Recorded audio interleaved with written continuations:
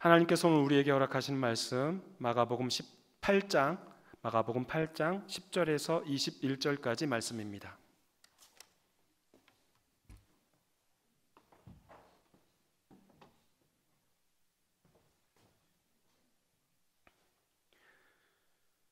이 하나님의 계시의 말씀을 한 목소리로 받들어 읽겠습니다. 곧 제자들과 함께 배 오르사 달마누다 지방으로 가시니라. 바리새인들이 나와서 예수를 힐난하며 그를 시험하여 하늘로부터 오는 표적을 구하거늘 예수께서 마음속으로 깊이 탄식하시며 이르시되 어찌하여 이 세대가 표적을 구하느냐. 내가 진실로 너희에게 이르노니 이 세대에 표적을 주지 아니하리라 하시고 그들을 떠나 다시 배에 올라 건너편으로 가시니라. 제자들이 떡 가져오기를 잊었음에 배에 떡 한 개밖에 그들에게 없더라. 예수께서 경고하여 이르시되 삼가 바리새인들의 누룩과 헤롯의 누룩을 주의하라 하시니 제자들이 서로 수군거리기를 이는 우리에게 떡이 없음이로다 하거늘 예수께서 아시고 이르시되 너희가 어찌 떡이 없음으로 수군거리느냐. 아직도 알지 못하며 깨닫지 못하느냐. 너희 마음이 둔하냐. 너희가 눈이 있어도 보지 못하며 귀가 있어도 듣지 못하느냐. 또 기억하지 못하느냐. 내가 떡 5개를 5,000명에게 떼어줄 때에 조각 몇 바구니를 거두었더냐. 이르되 12이니이다.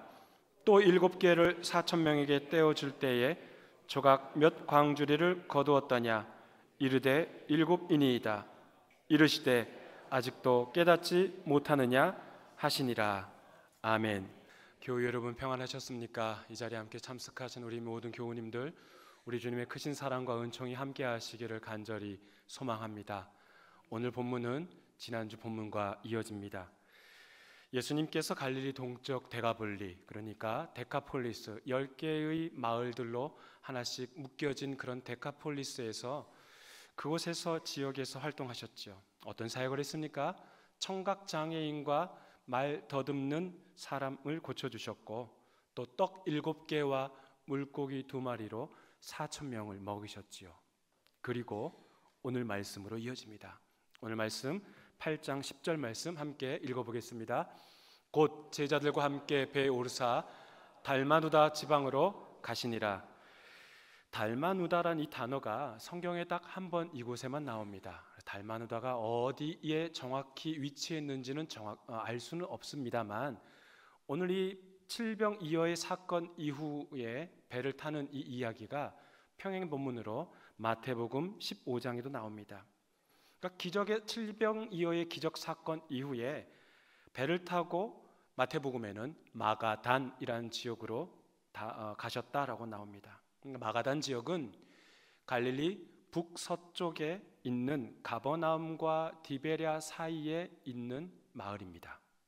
종합해 보자면 칠병이어 사건 이후에 예수님과 제자들이 배를 타고 간 곳은 갈릴리 서쪽 지역 유대인 땅이라는 것이죠. 그곳에 도착하니까 누가 기다리고 있어요? 바리새인들이 기다리고 있습니다. 참 대단한 사람들이에요, 이 양반들. 예수님의 그 일거수일투족을 다 아는 사람들인지 아니면 예수님과 그의 제자들의 흠 하나 잡으려고 아주 당신들 돌아다니면서 나한테 하나만 딱 걸려봐라 수첩 들고 볼펜 들고 다니는 그런 사람들인지 이들은 지금 예수가 떴다라는 소문만 들으면 가장 먼저 나온 사람들입니다. 누가요? 바리새인들. 예. 그런데 보십시오. 이들이 마중 나와서 기쁨으로 예수님께 환영하는 사람들입니까? 아유, 예수님 저 갈릴리 동쪽 지역에 가서 사역하셨다는 소식이 이 서쪽 지역까지 다 들렸어요. 그곳에서 칠병이어의 기적의 사건을 보이셨다면서요? 정말 대단하십니다. 하나님께 찬양과 영광을 올려드립니다 라고 말했던 사람들이 이 바리새인 사람들입니까? 아니요. 그런 격려의 말을 하고자 온 사람들이 아니에요. 그런 마음으로 만약에 마중 나온 사람들이라면 예수님께서 공생애 동안에 여러 사역을 하실 때 얼마나 든든한 후원자가 됐겠습니까? 전혀 그러한 마음으로 예수님께 나와 마중 나왔던 사람들이 아니라는 거죠. 바리새인들이 예수님을 만나자마자 뭐라고 합니까? 힐난합니다. 힐난. 그러니까 하나의 꼬투리를 잡고 뭐랄까요? 시비를 거는 거죠. 시비를 걸기 위해서 예수님을 만난 겁니다. 무슨 목적으로요? 시험하기 위해서요. 그러면서 무엇을 요구합니까? 하늘로부터 오는 표적을 요구합니다. 제가 이제 여러분께 여쭤보겠습니다. 표적을 구하는 것 자체가 문제입니까? 문제가 아닙니까? 예, 뭐 아직 답하시기가 좀 힘드시네요. 예, 그럼 한번 일단 잘 생각해 보시고 다시 한번 좀 설명드리겠습니다. 이 표적, 헬라어 단어로 세메이온, 이 단어에 대해서 수차례 말씀드렸습니다. 표적, 이 세메이온은 예수님이 누구신지, 그러니까 예수님에 대한 정체성과 예수님이 앞으로 하실 사역이 무엇인지에 대해서 아주 맛보기로 보여주는 그 일이 바로 표적 세메이온입니다. 그렇다면 예수님이 누구신지, 앞으로 예수님께서 어떤 사역을 하실 것인지 미리 보여주는 그런 증표가 표적이라면, 다시 여쭤봅니다. 예수님이 어떤 분이신지, 또 앞으로 어떤 사역을 하실 것인지 그럼 미리 보여주기식이라면 사람들은 그런 표적을 구하는 자체가 문제일까요? 문제가 안 될까요? 문제가 안 되죠. 문제가 안 되죠. 보십시오. 예수님이 어느 마을에 들어가시면 어떤 사람들이 예수님 앞에 다가옵니까? 병든 사람들, 귀신 걸린 사람들, 귀신 들린 사람들이 직접 찾아오거나 또는 다른 사람들, 예를 들면 중풍병자 같은 경우 다른 사람들의 손을 빌려 들 것에 매어 오지 않습니까? 그들이 주님을 찾아온 목적이 뭐예요? 고쳐달라는 거잖아요. 귀신 들려 있는데 고쳐주십시오. 중풍병으로 누워 있는데 고쳐주십시오. 귀가 먹었는데 고쳐주십시오. 눈이 안 보이는데 고쳐주십시오. 다 고쳐주신다는 거, 그걸 요구하는 거지 않습니까? 그걸 간구하는 거고요. 그게 뭐라고요? 세메이온, 표적이라는 겁니다. 백성들의 요구에 주님께서는 말씀으로 고쳐주시기도 하시고, 손을 잡아 일으켜 고쳐주시기도 하시고, 귀에 손가락을 넣고 그 환자의, 병자의 혀를 손으로 만져주시고 아주 독특한 방법으로 고쳐주시기도 하시고, 그 다양한 방법으로 고쳐주시죠. 그게 바로 다 표적이죠. 그러니 바리새인도 예수님에게 그런 표적 보여달라고 한 것은 잘못이 아니에요. 문제는 표적을 구하는 의도가 잘못됐다는 거죠. 바리새인들이 표적을 구하는데 어떤 목적으로 구합니까? 시험하기 위해서, 예수님을 시험하기 위해서 표적을 구하고 있습니다. 그렇다면 이 바리새인들의 이러한 그 목적을 예수님께서 알까요? 모르실까요? 예, 대답하지 않으신 분들은 제가 이렇게 질문하면서 설교를 1년 동안 하고 있는데 대답하실 겁니까? 안 하실 겁니까? 네, 예수님께서 당연히 아시죠. 당연히 아시죠. 12절 말씀 함께 읽어보겠습니다. 예수께서 마음속으로 깊이 탄식하시며 이르시되 어찌하여 이 세대가 표적을 구하느냐?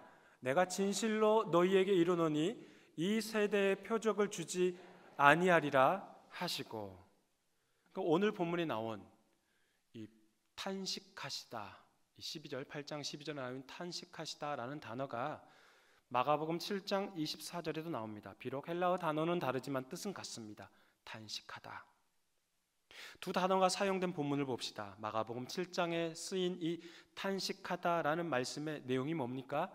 청각 장애를 가지고 말이 어눌한 자를 고쳐주시기 직전에 탄식하시며 에바다라고 말씀하고 고쳐주시지 않습니까?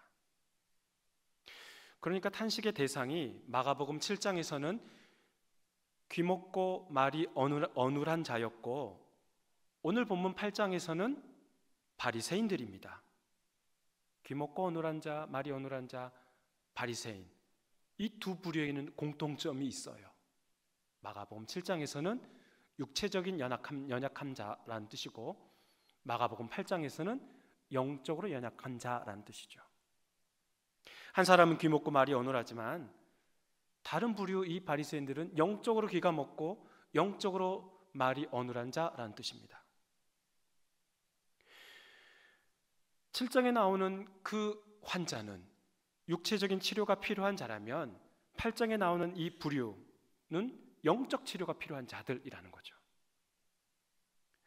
탄식하다고 주님께서 말씀하시면서 보여주신 행동이나 반응이 나오지 않습니까? 7장에서는 그를 고쳐주시고 8장에서는 거부하셨어요. 왜요? 바리새인들이 예수님을 시험할 목적이었기 때문이죠. 병든 자나 귀신 들린 자들은 예수님 앞에 나올 때 그런 갈급함이 있었습니다. 치료해 주십시오. 고쳐 주십시오. 표적을 보여주십시오. 세메인온을 그들이 요구했던 겁니다. 해당장 야이로는 주님께 뭐라고 간구합니까? 내 어린 딸이 죽게 되었습니다. 주님 앞에 무릎 꿇으면서 내 어린 딸이 죽게 되었습니다. 주님이 오셔서 내 딸의 머리에 손을 얹어사 그를 구원하여 주옵소서라고 하지 않습니까? 12의 혈루증 앓던 여인은 어떤 생각을 했습니까? 내가 주님의 옷에만 손을 대도 구원을 받으리라 라고 확신했던 것이죠. 헬라인 스로보니게 여인은 주님께 어떤 말을 간구하였습니까? 주님 옳습니다. 상 아래 개들도 아이들이 먹던 부스러기를 먹습니다. 그러니까 이들은 모두 주님 앞에 표적을 구했던 거죠. 세메이온. 그런데 보십시오. 오늘 본문의 바리새인들은 주님 앞에 무릎을 꿇었습니까? 아니면 주님 앞에 그런 간절한 마음으로 그들이 세메이온을 구한 겁니까? 아니에요. 그들은 배에서 내리자마자 예수에게 시비 걸기 위해 나온 자들입니다. 그들이 표적을 구하는 이유는 단 한 가지, 시험하기 위한 목적입니다. 교회 여러분, 예수님께서 설령 이 바리새인들에게 표적을 보여줬다고 칩시다. 그럼 그것을 보고 와, 당신은 정말 하나님의 아들이시군요. 메시아시군요. 우리를 구원할 구세주시군요. 하나님을 찬양합니다. 라고 반응할까요? 아니요. 어떻게 할 수 있죠? 마가복음 3장에서 이미 바리새인들에게 예수께서 표적을 보여주셨습니다. 안식일에 회당에서 손 마른 자를 고쳐주셨어요. 그러자 이 바리새인들이 어떤 반응을 보입니까? 마가복음 3장 6절 말씀 함께 읽어보겠습니다. 바리새인들이 나가서 곧 헤롯 당과 함께 어떻게 하여 예수를 죽일까 의논하니라. 그렇습니다. 바리새인들은 예수님이 이 땅에 오신 메시아심을 인정하고 싶지 않았던 거죠. 안식일의 회당에서 치유하신 사건이나 오병이어의 기적의 사건이나 중풍병자를 일으킨 사건이나 칠병이어의 사건이나 청각장애인이며 말 더듬는 말 어눌한 자를 고치는 사건이나 12의 혈루병을 앓는 여인을 고친 사건이나 모든 사건들이 다 표적이며 세메이온이지만 그들은 그 모든 것을 인정하고 싶지 않았던 겁니다. 왜요? 이 바리새인들은 깨달음 자체를 거부하고 싶었던 거죠. 예수를 메시아로 인정하는 순간 어떻게 됩니까? 자신들의 밥그릇을 다 빼앗기게 될 것 같아요. 백성들에게 존경을 받고 있습니다. 이 바리새인들은 또 종교 권력의 기득권층인데 이 모든 것을 다 박탈당할 것 같은 거예요. 생각해 보십시오. 그렇다면 그들이 쉽게 예수가 메시아이심을, 하나님의 아들이심을 인정할 수 있을까요? 어림도 없죠. 절대 받아들일 수 없죠. 바리새인들은 예루살렘 성전의 정치적인 기득권을 놓지 않은 자들입니다. 하나님의 율례와 법도를 지킨다고 말하면서도 설령 그 안에 그들은 하나님 안에서 자유를 누리지 못한 자들일 뿐만 아니라 종교적인 틀에 갇혀 사는 불쌍하고도 불쌍한 인생들이라는 것이죠. 예수님께서는 결국 그들의 요구를 거부하시고 배에 다시 오르십니다. 배에 오르자 제자들이 아차 싶었던 거예요. 왜요?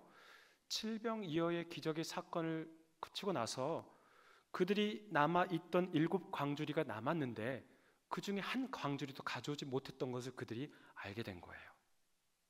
배에 떡이 몇 개 있다고 그래요? 한 개. 떡이 딱 한 개밖에 없대요.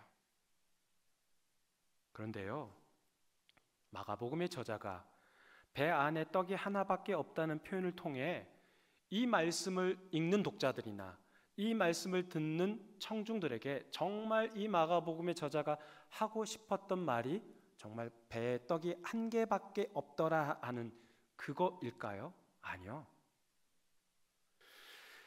생명의 떡이신 예수 그리스도를 가리키는 거죠. 생명의 떡이신 예수께서 배 안에 계시는데 무엇을 걱정하느냐라는 거죠. 생명의 빵이신 예수께서 배 안에 함께 하시는데 너희들이 걱정과 근심할 것이 무엇이 있느냐라는 것 아니겠습니까? 그분 한 분이면 족하다는 거죠. 이 말을 하고 싶었던 겁니다.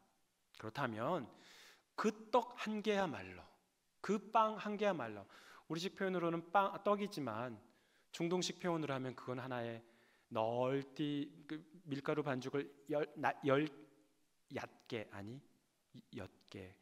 얇게 펴서 쭉 펴가지고 그 화롯불에 데웠다가 얼른 꺼내는 그런 피타 빵 같은 겁니다. 그러니까 진짜 떡 중에 떡, 진짜 빵 중에 빵, 생명의 떡, 생명의 빵이신 예수 그리스도 한 분뿐이면 족하다라는 것을 마가복음의 저자가 독자와 청중들에게 알려주고 싶었던 것이죠. 사랑하는 교회 여러분, 생명의 떡, 생명의 빵이신 예수 그리스도를 통해 그 떡과 빵을 먹음으로 우리가 이 땅에서 살고 영원한 천국에서도 살아가는 줄 믿으시기 바랍니다. 빵의 고장 이 대전에서 아무리 맛있고 아무리 유명한 맛집으로 소문이 나도 생명의 빵이신 예수님과 견줄 집이 어디 있겠습니까? 혹시 있다면 알려주십시오. 제가 한번 가볼게요. 예수님께서 십자가를 지시고 가시면서 찢긴 살과 십자가에서 흘리신 피를 통해 우리는 그 살과 피를 먹고 영원히 사는 줄 믿습니다. 그런데 갑자기 예수님께서 뜬금없이 이런 말을 합니다. 바리새인의 누룩을 주의하고 헤롯의 누룩을 주의하라. 그러자 제자들이 수군거리죠. 야, 봐라. 너가 이번에는 너 차례 아니었냐? 빵을 좀 제대로 떡을 챙겨 왔어야지. 7광줄이나 남았는데 그 중에 하나는 가지고 왔어야지. 서로 옥신각신하는 거예요. 그러니 주님이 말씀하시는 이 바리새인의 누룩, 헤롯의 누룩이라는 뜻을 정확히 알지 못하는 것이죠. 과연 그게 무슨 뜻일까요? 오늘 본문과 평행 본문인 마태복음 16장 12절 말씀 읽어보겠습니다. 그제서야 제자들이 떡의 누룩이 아니요 바리새인과 사두개인들의 교훈을 삼가라고 말씀하신 줄을 깨달으니라. 또 다른 평행 본문인 누가복음 12장 1절에서는 바리새인의 누룩을 외식이라고 표현하였습니다. 위선이라는 거죠. 위선. 바리새인들의 가르침을 주의하라는 겁니다. 왜요? 방금 배에 올라타기 전에 그들이 예수님께 시험할 목적으로 하나님으로부터, 하늘로부터 오는 표적을 구하지 않았습니까? 그들에게 표적을 보여준다고 해서 그들이 예수를 메시아로 믿습니까? 아니요. 오히려 그들의 교묘한 가르침으로 백성들을 혼란에 빠뜨리고 진정 주님 앞으로 나오는 길을 모두 막아버리는, 원천 차단시키는 그런 해방꾼의 역할을 하는 자들이 바로 바리새인과 헤롯 당이기 때문에 그들의 누룩, 그들의 가르침, 그들의 그런 위선을 조심하라는 거죠. 하나님의 율법을 지키며 율례와 법도에 따라 살아간다고 하는 그 바리새인들, 그들은 하나님께서 보내신 아들에게로 나아가는 길을 다 막아버리는 위선자 노릇을 한다는 겁니다. 외식하는 자인 이 바리새인들, 이 위선자인 바리새인들의 누룩, 가르침을 주의하라는 뜻이 바로 그겁니다. 그런데도 아직도 제자들은 떡 타령을 하고 있는 거예요. 7병2여의 기적을 통해서 4,000명을 먹이고 7광줄이나 남았었는데 우리가 그 7광줄 중에 하나는 가지고 왔으면 예수님한테 이런 싫은 소리 듣지 않을 텐데 참 우리 이번엔 너 차례 아니었어? 왜 안 가지고 와? 왜 안 가지고 그걸 잊어버려? 서로 책임 전가하면서 수근수근 거립니다. 지금 예수님 보시니 지금 얼마나 어이없는 일입니까? 21절 말씀 함께 읽어보겠습니다. 이르시되 아직도 깨닫지 못하느냐 하시니라. 따라해 보겠습니다. 아직도 깨닫지 못하느냐? 아직도 깨닫지 못하느냐? 예. 그렇다면 예수님은 제자들에게 무엇을 깨닫지 못했다는 것일까요? 오병이어 사건 이후에 예수님께서는 제자들 보고 먼저 배를 타고 벳세다로 가도록 먼저 배를 타고 가도록 말씀하셨습니다. 그리고 예수님께서 혼자 산에 올라가셔서 기도하셨죠. 그때 무슨 일이 일어납니까? 바다에 역풍이 부는 거예요. 이 제자들이 탄 배가 그 역풍 때문에 앞으로 나아가질 못합니다. 열심히 노를 젓지만은 바다 한가운데에서 계속 거기서 있는 거예요. 밤 4경쯤이 되었습니다. 새벽 3시에서 6시 사이가 되었어요. 아주 캄캄한 그때에 예수님께서 물 위를 걸어서 그들에게 가시죠. 가시면서 그들에게 뭐라고 말합니까? 안심하라, 나다, 두려워하지 말라라고 말씀하시자, 그리고 주님께서 배에 올라시자 바람이 그칩니다. 그때 제자들은 심히 놀랍니다. 그러면서 뭐라고 말합니까? 마가복음 6장 52절 말씀을 제가 읽어봅니다. 이는 그들이 그 떡 떼시던 일을 깨닫지 못하고 도리어 그 마음이 둔하여졌음이러라. 제자들은 오병이어의 사건을 통해 진정 생명의 떡이신 예수님을 깨닫지 못한 것이죠. 그러다 보니 배에서 일어난 사건, 바다 위로 예수님이 걸어오시면서 놀라지 마라, 나다, 두려워하지 말라 라고 말씀하시는 겁니다. 제가 여러분께 여쭤보겠습니다. 제자들이 놀랐다는 겁니까? 제자들이 두려워했다는 겁니까? 어려워요? 둘 다죠. 놀라고 두려워했다는 거죠. 놀라고 두려워서 어쩔 줄 몰라 했다는 겁니다. 왜요? 생명의 떡이신 예수님을 알아보지 못했기 때문인 거죠. 깨닫지 못했기 때문에 그런 두려움에 사로잡혔다는 거죠. 오늘 말씀도 똑같습니다. 칠병이어 사건을 통해 생명의 떡이신 예수님을 그들이 깨닫지 못하고 배 안에서 서로 남은 7 광주리를 누가 가져와야 됐느냐 서로 티격태격하고 수군수군대고 왜 너가 챙기지 않았느냐라고 말하고 있으니 예수님께서 너희는 어찌 깨달음이 없느냐라고 질책하시는 것이죠.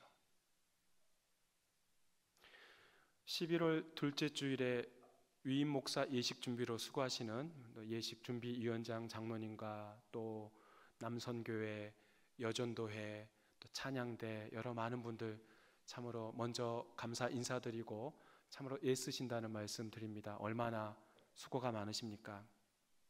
지난 8월 18일에 공동의회 때 위임 목사 투표하지 않으셨습니까?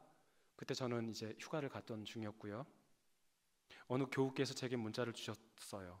투표 결과도 말씀해 주시고 또 그 투표 현장의 분위기도 저한테 말씀해 주셨는데 정말 축제와 같은 분위기였다라고 말씀해 주셨고 또 모든 결과가 나온 이후에는 제게 몇몇 분들이 문자도 또 축하의 문자도 주셨습니다. 휴가 마치고 그러니까 위임 목사 투표가 끝난 바로 그 다음 주일에 제가 여기서 예배 인도를 했잖아요. 근데 마치 아무 일도 없었던 것처럼 평소 때와 다르지 않게 인도했습니다. 예배 후에 집에 가서 아버지께 전화 받고 엄청 혼났습니다. 어떻게 위임 목사 투표 결과에 대해 감사 인사를 공식적으로 하지 않았느냐고 그렇게 말씀하시더라고요. 그래서 제가 그랬죠. 저하고 직접적으로 연관된 일인데 그런 이야기를 어떻게 제 입으로 합니까? 그러자 더 호통을 치시더라고요. 어떻게 그게 김 목사 개인의 일이냐? 교회 일이다. 더 나아가서 이거는 노예 일이다 라고 말씀하시더라고요. 전화를 끊고 곰곰이 생각해 보니 그래 이게 나만의 개인적인 일이 아닌데 참 나도 어리석다라고 생각을 했고요. 또 마침 그 주일 일부 예배 후에 선임 장로님께서 목사님, 공동회의 결과에 대해 광고 한 줄 하셔야 되지 않겠습니까? 라고 말씀하셔서 제가 아유 장로님 남사스럽게 어떻게 그걸 제 입으로 광고를 하겠습니까? 라고 그냥 웃으면서 넘어갔던 적이 있습니다. 15년간 교직 생활하시고 40년 가까이 목회하시고 은퇴하신 아버지 목사님의 조언이나 산전수전 다 겪으면서 사회생활하시고 교회에서 신앙에 연륜이 있는 장로님의 말씀에 담긴 그런 깊은 뜻을 깨닫지 못한 목사가 바로 누구라고요? 네, 삿대질 하셔도 됩니다. 네, 접니다. 이 자리를 빌어 교우님들께 그때 제대로 인쇄하지 못한 점에 대해 죄송하다는 말씀 드리고 덧붙여 감사 인사드립니다. 당시 유임 목사 투표할 때 그 당시 8월이었으니까 민주당 전당대회가 있었지 않았습니까? 시차례에서 어떤 목사님이 저한테 축하 인사하시면서 김 목사님 축하해요. 야, 어떻게 이재명 씨보다 득표율이 더 높아요? 그런 격한 축하를 받았는데도 저는 무덤덤했으니 아직도 깨닫지 못하느냐, 이 주님의 말씀이 저에게 있어서 넌 정말 깨닫고 목회하려면 한참 멀었다. 교우들께서 조언해주면 잘 기억하고 마음에 새겨라 라는 그런 말씀으로 다가옵니다. 그렇습니다. 깨닫기가 참 어렵습니다. 오늘은 종교개혁주일입니다. 우리는 마가복음 강의 말씀을 1장부터 지금까지 거의 매주일 함께 나누고 있습니다. 종교개혁주일에 맞춰 오늘 말씀을 주신 것은 전적으로 성령 하나님의 은혜라고 생각합니다. 깨닫지 못하고 질책당하는 부류가 바로 제자들만 해당되겠습니까? 우리도 마찬가지죠. 우리도 오병이어와 칠병이어의 기적의 사건을 통해 단지 그들에게 떡으로 배불리 먹게 하는 것이 중요한 게 아니라 진정한 참된 떡이신 예수님, 생명의 빵이신 예수님을 먹고 살아야 참된 삶을 살아갈 수 있고 영원한 생명을 얻을 수 있다는 것을 우리에게 말씀하고 있지 않습니까? 바꿔 말하면 주님을 떠나 살면, 생명의 떡을 떠나 살면 어떻게 된다는 거예요?